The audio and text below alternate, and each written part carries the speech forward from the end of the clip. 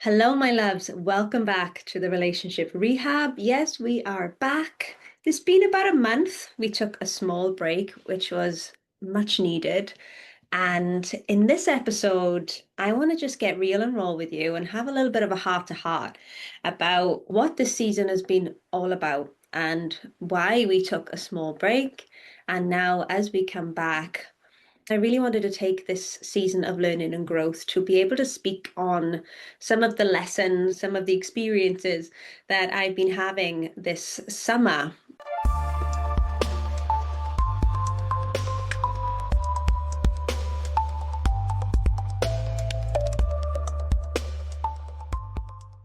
It has been an interesting summer, and I know that a lot of us have been feeling it this year. A lot of change, a lot of endings, a lot of beginnings.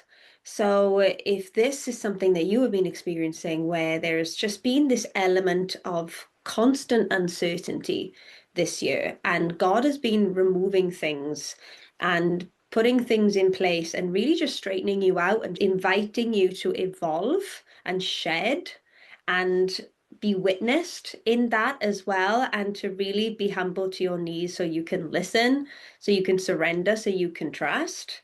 This episode is going to really support you. And I was umming and ahhing whether to actually do this episode, first of all, because it's a very personal journey, but I want to be able to share what has been happening because I know a lot of us are going through it together. So here I am. I've done a couple of episodes previously about just what's been happening during the shedding season. And I have been finding myself in these cycles of burnout, and I have been going through a breakup this year as well. So it's a lot. And I had to really sit with myself and say, it's a lot. And not to be pushing through it all the time, but just to really take that space. But as a type A, ambitious Capricorn girly, I really struggle with stopping. I really struggle with resting and giving myself permission. I think that is probably the main thing that I've learned this summer is how productive it is to stop. And I know we hear it a lot. And I remember hearing it and being like, oh, okay, maybe for other people, but I'm just going to keep going because I got goals to achieve. I've got things to do and I've got a legacy to create. And I found myself on this hamster wheel of just constant going and going and crashing and burning and coming back to it. And it is probably the greatest gift I could have given myself. And I'm so glad. I'm so glad that I got to the space where I couldn't do it anymore. I couldn't live my life in such an inauthentic way. And I really was humbled to my knees and asked God to remove everything that needed to be removed. And I was asking, I was praying for more courage to surrender, to trust, to have faith, to walk in faith and not fear. And God's, all right, here you go. There's a bunch of challenges to do that. And I think when we resist the challenges and the lessons that are coming into our life, when we resist God removing things, whether it's a relationship, whether it's an opportunity, whether it's just the way that you've been living your life, it's not punishment. That's what I had to wrap my head around. It's not God punishing me. Trust me, I've had many a nights where I'm like, why are you doing this to me? Why am I feeling so uncertain? Why am I feeling like this relationship needs to end? Why am I feeling like I don't know what to do with my life anymore? Because I had a moment where I thought I was moving back to the UK. I've spoke openly about this, and I'm moving back to the UK, people, and I'm excited. And then I get here, and there's just this feeling that this is not my place. And that's really difficult because we have our will, we have what we want for our lives and what we want for ourselves. But when it doesn't align with the feelings that we receive from the divine, from the creator, from the universe, from God, whatever you call it, you will always feel that element of friction. And deep down, your intuition is speaking to you that this thing is not right for you and you need to step back. And one of the other major lessons that I have gone through and now I've come up to the other end is detachment. I started to notice how attached I was to my business, to the way that my life was, to my old limiting beliefs, even was starting to come up to the surface. And before I knew it, I was starting to live into these patterns again. And being in an old environment probably doesn't help, but I'm not going to start using that as an excuse. But it is in that moment where we have to give everything to God. We have to be like, okay, take it all if that's what's necessary. And I had a moment where I thought that I was closing down the business, that I was going to move back to the UK, find myself a job. But thankfully, that is not the case. Thankfully, I have been lucky enough to really take that space to find that clarity. And I know not everybody does have that luxury. And I'm just very thankful that I've built up a one-on-one coaching practice, that I have my clients, and I was able to just really pour into them, focus on them while focusing on myself, while learning new beliefs that life gets to be so good. Life gets to be filled with your desires and your wishes, but it does have to align with God. And you have to be able to be a vessel for receiving all of that.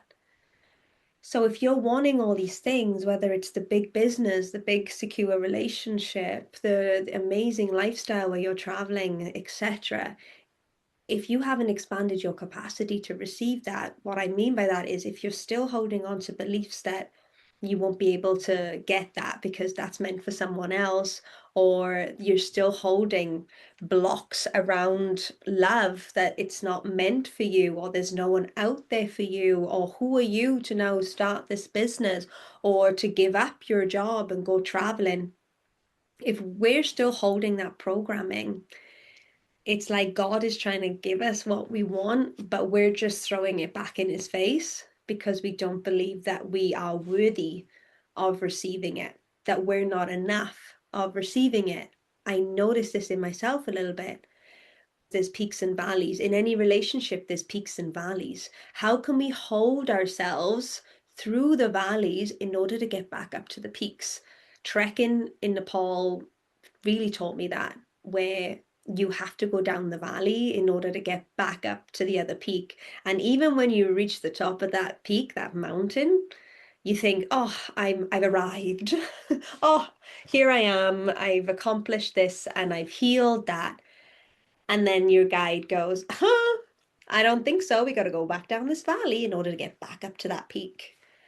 And when we realize that this healing journey, when this human experience doesn't really have a destination, when we stop chasing the destination, when we stop trying to control the outcome, we can really start to enjoy the process. We can be present with the process. So this summer as a whole has been amazing. Absolutely amazing. I've had so much time with family. I've been able to really shift some old stories, beliefs, and paradigms within myself. And I'm so ready for this next chapter. And it is such a good feeling when you get there. And you do reach that space, that point when you allow yourself to surrender and you give everything to God. And in that moment, you become detached. You're like, I'm no longer attached to this thing, this business, this person, this lifestyle. And in that moment, God can rush in and you can start to really see what needs to go and what can stay, but you need to show up differently. And you're being invited to show up differently. And what does that look like? Are there wounds and beliefs that you need to pay attention to? Are there ways of being, habits that need to be deconstructed and reformed? When we want to evolve, when we want to achieve something that we've never had before, whether that's a business or secure relationship or a different life as a whole, different career, we need to change because we can't expect our external reality to influence us internally. It is the other way around. We need to shift ourselves internally in order to change the way that the external reality. And like I said, it really does come back to being able to receive, being able to feel so worthy of the things that you desire. Start looking at the narratives and the stories that you hold about this new, brand new thing that you want to bring into your life that does instill fear, uncertainty, anxiety in your body. And I always come back to the importance of nervous system regulation. And I know a lot of us we want to be able to figure things out. We want to be able to think our way out of something. We don't want to feel in the first place. But that is where the magic happens, is being able to create the space to feel, being able to expand your window of tolerance, being able to sit in the uncomfortable, because life is going to throw you curveballs. It just is. You're going to deal with stress. You're going to deal with anxiety. These are not things that we should be pushing away. These are things that are actually can be used for our greatest good. It can send us messages about what's going on inside, what is triggering us, and triggers in and of themselves are incredible opportunities to get to know ourselves a little bit more, to heal ourselves a little bit more.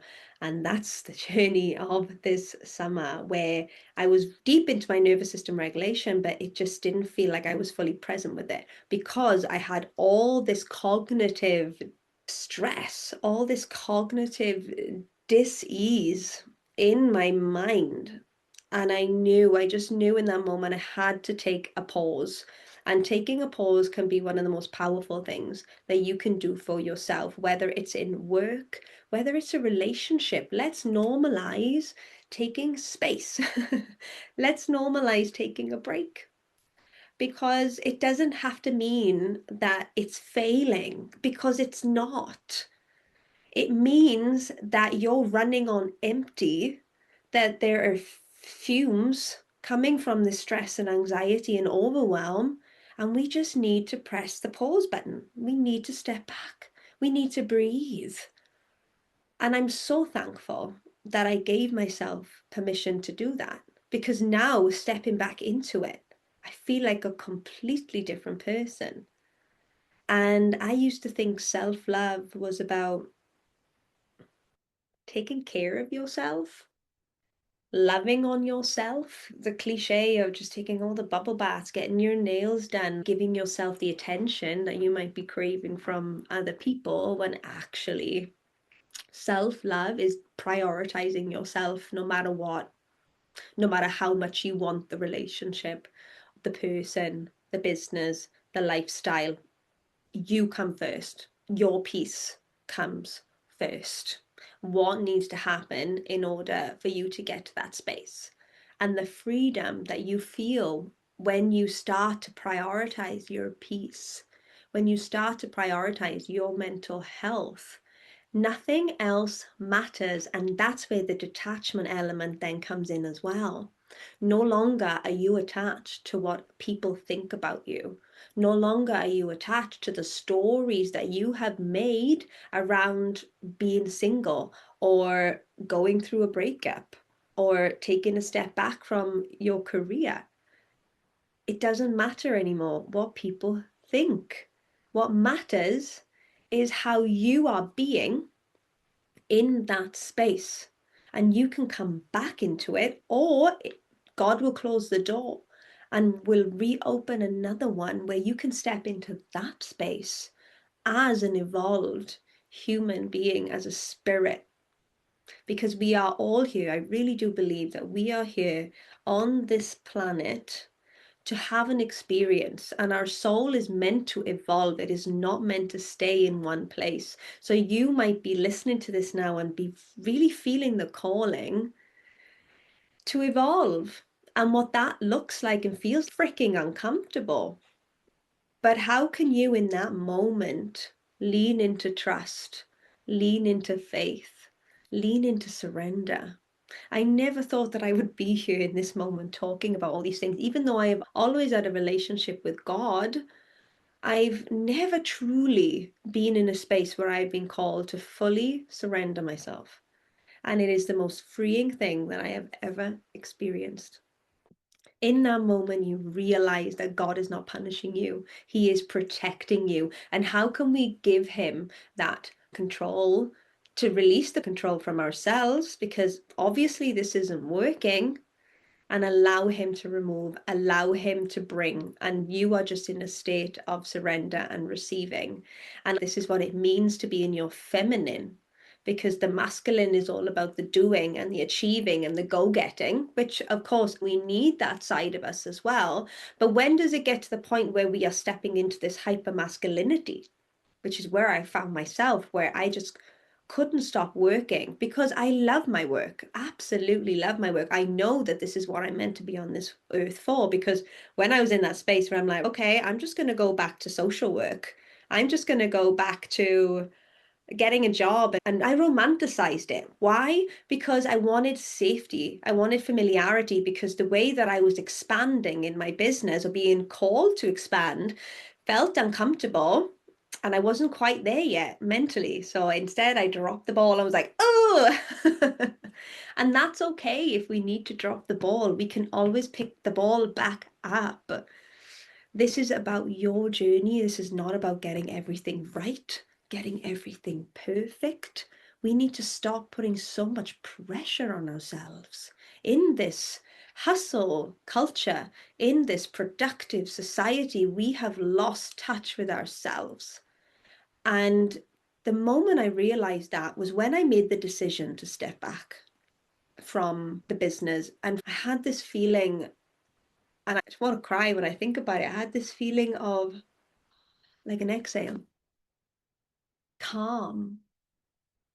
That's what it means to regulate your nervous system, is to pull back sometimes from the things that are stretching your system a little bit too much, so you can work on expanding and bringing that thing back in.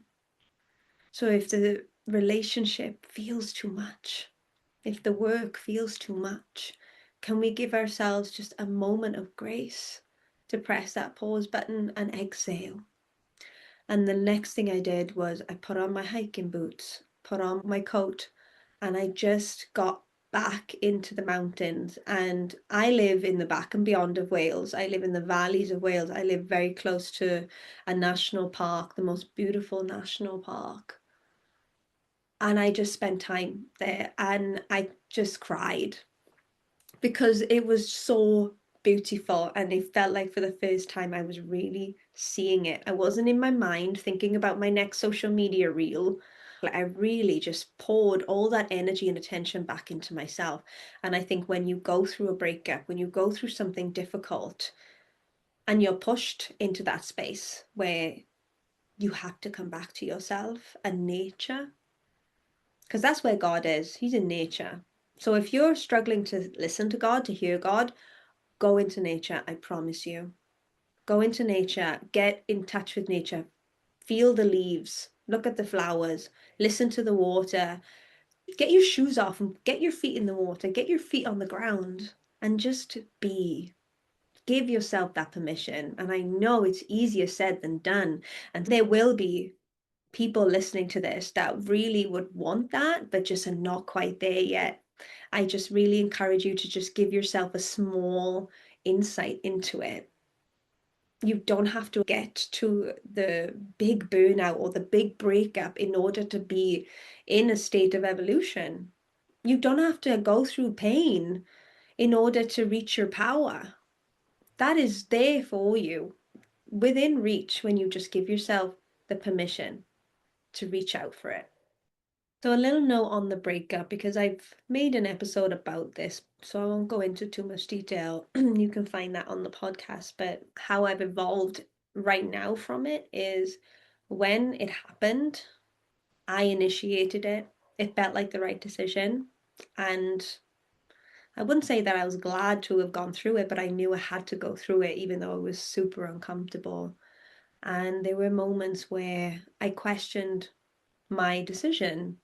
And I got angry with God as to why he felt the need to remove this man from my life. And I knew why. I knew there were things that didn't quite add up. And I knew on the long term, it would not have worked out. But the old me would not have listened to that. And she would have kept in that relationship, knowing that eventually it would have reached a point where I would have felt unfulfilled and unsatisfied. But we do need to listen to those small voices, even though we want to fight them. And I come to a complete state of acceptance now of that, to the point where my ex and I we're really good friends. And I love that. Another thing that I would never have been able to have achieved if I didn't work on that element of knowing, detachment, acceptance, surrender.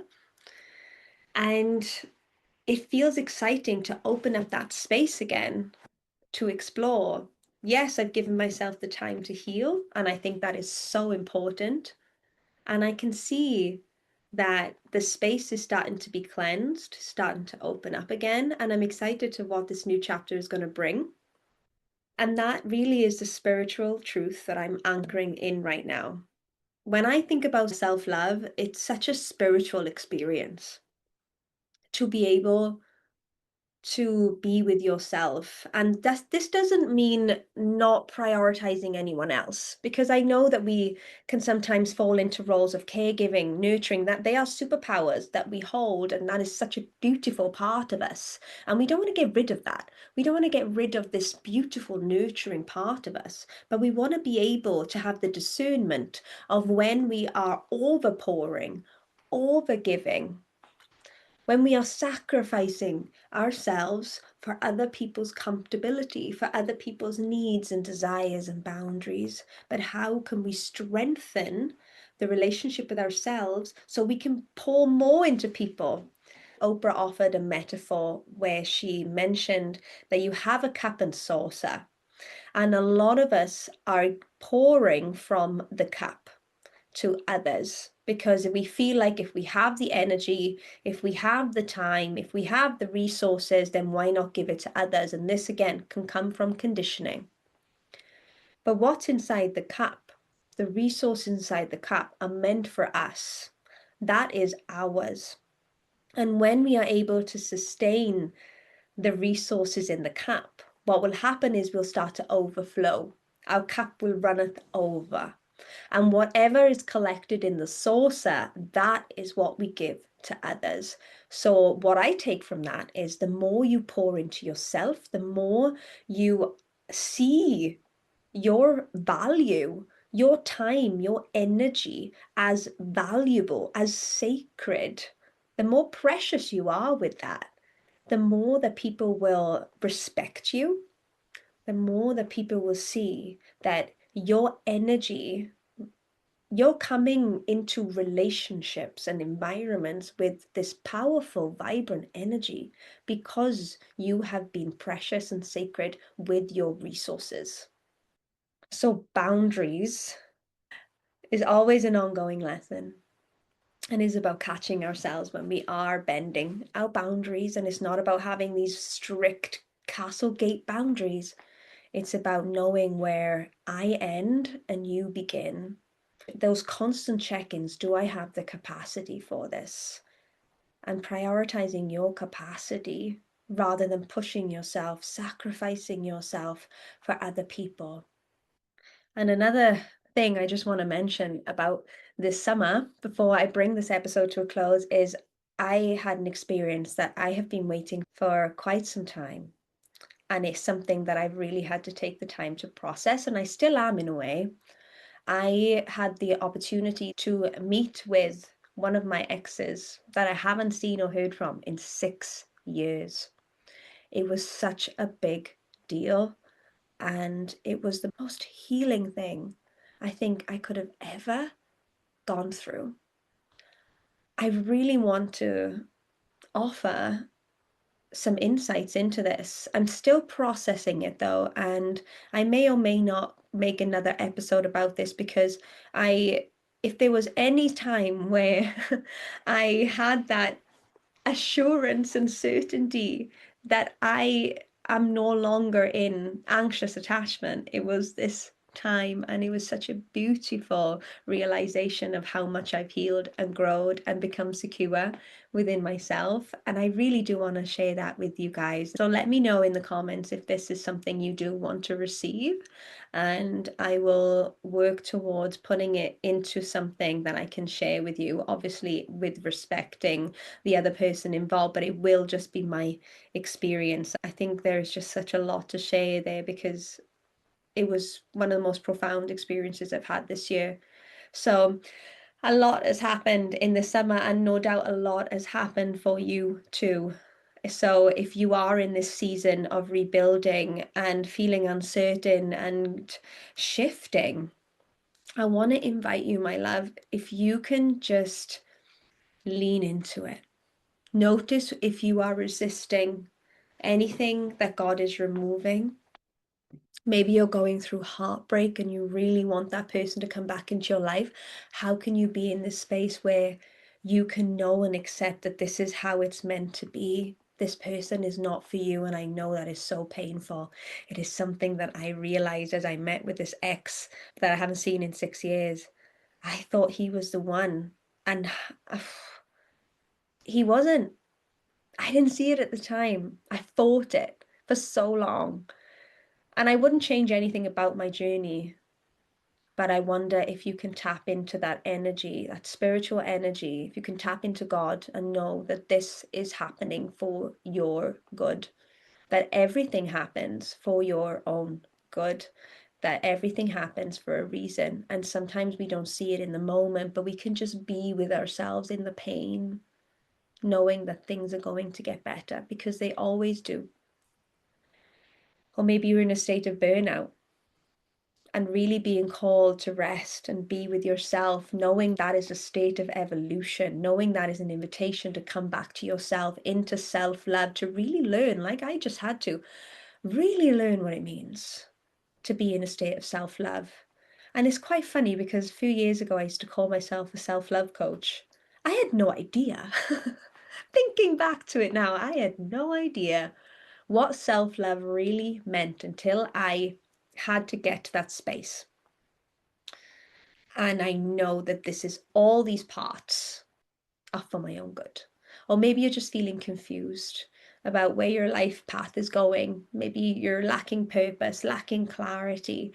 I was stuck in this space of trying to figure it out. But when we're trying to figure it out, we're living in the mind, and your answers are not in the mind. I promise you, they're not.